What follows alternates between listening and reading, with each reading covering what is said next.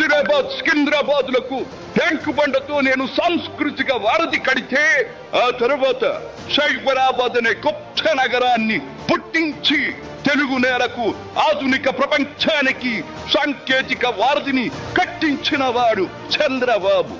లక్షల రూపాయల జీతం గురించి ఏమారైనా కలగన్నామా? దాన్ని సాధ్యం చేసింది నా తెలుగుదేశం ప్రభుత్వమే అని చెప్పడానికి నాకు గర్వకారణంగా ఉంది. డ్వాక్రా సంఘాలతో నా ఆడపడుచులు సాధించిన ఆర్థిక స్వాతంత్ర్యం చూసి నాకు సంతృప్తిగా ఉంది. గోదావరిని కృష్ణమ్మతో కలిపేది ఎప్పుడో పోలవరం తెలుగు వారికి దేవుడిచ్చిన వరంగా రూపొందే శుభదినం ఎప్పుడో అని ఆనాడు నేను పలవరించాను. పట్టిసీమతో ఒకటి నెరవేరింది. పోలవరం పూర్తితో మరొకటి ఇంకా 2 ఏళ్లలో నెరవేరబోతోంది. రెక్కలు ముక్కలు చేసుకున్న డొక్క సగం నిండని పేద ప్రజానీకారికి ఇంత ఆదరవు కల్పించడానికే ఆనాడు కిలో 2 రూపాయల బియ్యం పథకం పెట్టాను.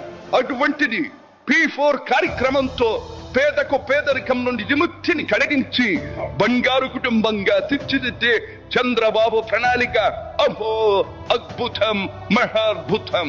శాతవాహన సామ్రాజ్యానికి ఒకప్పటి రాజధాని నగరంగా బాసిల్లిన అమరావతి పేరిట నేడు నిర్మాణం జరుపుకుంటున్న ఆంధ్రుల రాజధాని నగరం దేవేంద్రుడు సైతం అసూయ పడేలా, మయూరి సైతం అప్పుల పడేలా రూపుదిద్దుకోవాలని మనసారా దీవిస్తున్నాను.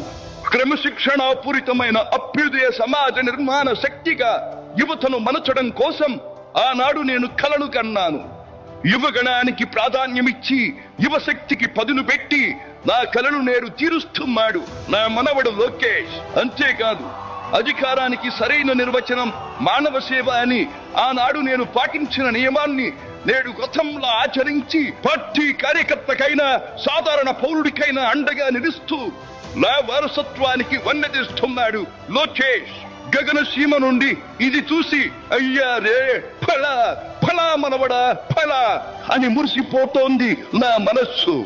ఈ దేశం మనది, దేశ సమైక్యతే మా సిద్ధాంతం, మా రాష్ట్రాభివృద్ధే మా దేశాభివృద్ధే మా లక్ష్యం అంటూ ఆనాడు నిత్యం నినదించేవాడి.